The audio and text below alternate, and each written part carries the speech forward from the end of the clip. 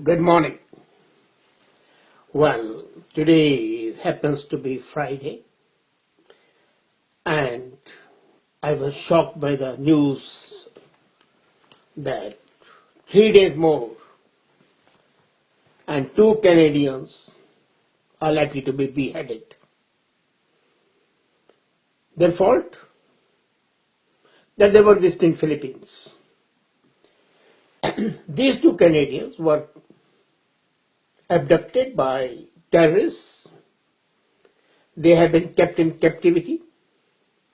Their videos have been sent to the Government of Canada, Human Rights Commission of United Nations, posted on YouTube and the Facebooks, and Nari eye has blinked.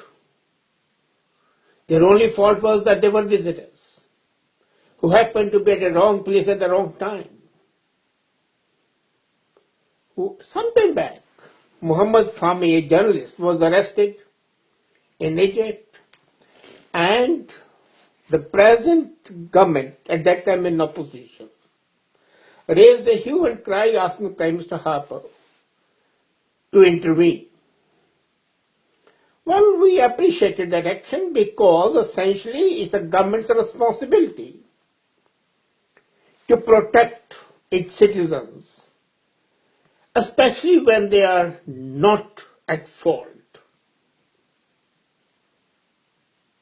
And Harper government did. As a matter of fact, Prime Minister Harper directed the Foreign Minister James Baird, and Baird went to Egypt, had a talk with the President Sisi, and ultimately Fahmy was back. He had been punished, sentenced to 15 years imprisonment. The case was reopened. Again he was sentenced for writing as a terrorist. Again the government intervened, and ultimately Fahmy was back a couple of years back. The same government, the same people, the same political party is in power today. There Fahmy was in danger of being in jail. And here these two Canadians have been told that in case millions of dollars are not paid as ransom, they would be beheaded. And the deadline is 25th of this month. Unfortunately, Prime Minister Justin Trudeau was in Philippines addressing APEC summit, and he made no effort to get these two persons released. He was in New York having a state dinner, which was before this APEC summit, when this demand was made by Abu Sayyaf. And he did not even discuss the matter either with Obama, where he was being feted and cheered and lionized, nor with anybody else. So at two international events where he was, he did not do it. Nor has the government moved an inch till today to save these two Canadians from being beheaded by Abu Sayyaf, the arm of Al-Qaeda, another name for ISIS. And we are fighting a war against them. The point is, should the ransom be paid or not? As a matter of fact, if the tradition of the ransom is set up and is accepted, it can be repeated again and again. But there are always options open. And the options are very clear. Canada has JTF commandos, very competent commandos. Why could Prime Minister not direct them to make a commando raid and rescue these two abducted Canadians? You remember at one time, one aeroplane of Israel was hijacked, taken to Entebbe, and Israel had sent its commandos. They rescued all the passengers, got the plane back, and shot dead all the terrorists and hijackers. Since that day, 20 years back it happened, till today, planes of all the countries have been hijacked. But Israeli plane has never been hijacked. The punishment was so swift and so severe that the hijackers tremble at the very thought of facing that same punishment. Secondly, that is one option. The second option, Canada gives to Philippines tens and millions of dollars every month as a foreign aid. We give the foreign aid so that our citizens can be abducted and then returned back for ransom? No.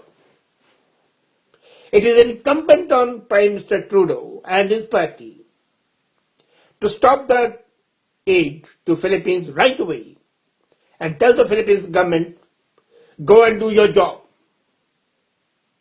This is the responsibility of the Philippines government to ensure the safety of the Canadian citizens when they are visiting that country. And if they fail in their duty, then it is for them to arrange to make the ransom payment or do whatever they feel like, but to ensure the return of Canadians safe and sound. Prime Minister Harper had said once that you embrace the enemy and the power of embrace is much more than the power of fighting. Agreed. So would Prime Minister Harper go and embrace Abu Sayyaf and rescue the Canadians who are there for the only fault that they wanted to visit that place and do something? And the government of Canada had not issued any advisory against visiting Philippines. Sometimes the governments and the bureaucrats and the politicians take a specious plea. Okay, this place is bad, this place is dangerous. You should not visit this place. In case there is a danger, then it was the responsibility of the Department of Foreign Affairs, now called Global Affairs, to issue an advisory and tell them that, okay, you are going on your own risk. We do not advise you to go. We do not permit you to go. But since the government did not issue any advisory, it was the responsibility of the government to rescue them today. And I said there are various options open. Are we using those options? No. And if so, why not? Would there be a commission of inquiry to find out if these innocent people are killed? To fix the responsibility? Would Prime Minister Justin Trudeau not be asked to explain his conduct? He has taken an oath to protect the country and its citizens. Is he not going to live by them? That's a question faced by the Canadians today. He's a young man, he's an active, agile person. He should understand the value of life. Simply making the statements that we value of life has no meaning. Such statements have to be translated into action. And only when they are translated into action can we ever hope that the country would feel safe. I do not say that if the people go to the war areas and then are kidnapped, they should be given any help. Yes, give them the legal help, the consular help as per the need, But they definitely, if they are abducted, giving ransom is not the responsibility of the government. But if the people are going to a normal place, which has not been identified as a dangerous place, and then such a calamity happens, then of course the government should do something. I remember that the lady was imprisoned in Mexico and she was sentenced to jail. The government negotiated with the government of Mexico and brought that lady back, and a special plane was sent to bring her back. She had committed a crime, and yet the government went out of its way to bring her back. These people are innocent. They had gone having faith in the Canadian passport, in the hope that the maple leaf is a passport, is a means of freedom and safety. Their hopes have been belied.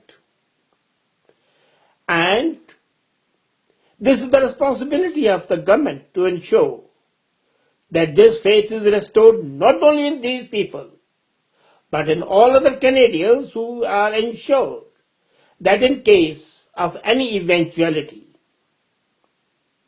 their government is ready to look after them, take care of them. This also is responsible. You see, on the one side, we are careful about protecting hundreds and thousands of the people who are suffering, and we bring them as refugees and feed them and treat them like honored guests, pamper them in fact. And our own citizens, we treat them the way we would not treat the underdogs even. We treat them the way, or rather we dismiss them with a contempt. Why? Is it because we only want to establish a reputation as do-gooders without really meaning to be good? Charity always begins at home. I have a greater claim, and when I say I mean I and you, all Canadians, on Ottawa's generosity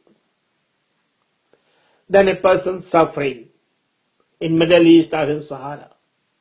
I'm not saying don't help them, but the need of the people of this country who pays taxes, who have a honor of carrying the maple leaf passport, for greater protection, for greater security and greater help, especially when they are innocent, especially when there is no fault of their own. And as Abu Sayyaf said in that ultimatum, that we have arrested them and kidnapped them because they are Canadians. If the government of Canada had not participated in the war in the Middle East, they would not have abducted them. So that way also the fiduciary responsibility is of the government, because this abduction is consequential to their action in Middle East. So even from the legal point of view, they cannot escape either paying the ransom or rescuing them. If they don't take action, they don't rescue them or do anything, then possibly 25th of April, that is Monday, shall be a black day in the history of Canada, when the Canadians will be convinced that their government is incompetent and useless, impotent to protect them. We can only talk and not deliver. I hope and trust these two Canadians would not be beheaded, would come back and join their families and restore the faith of all Canadians in the government. Thank you.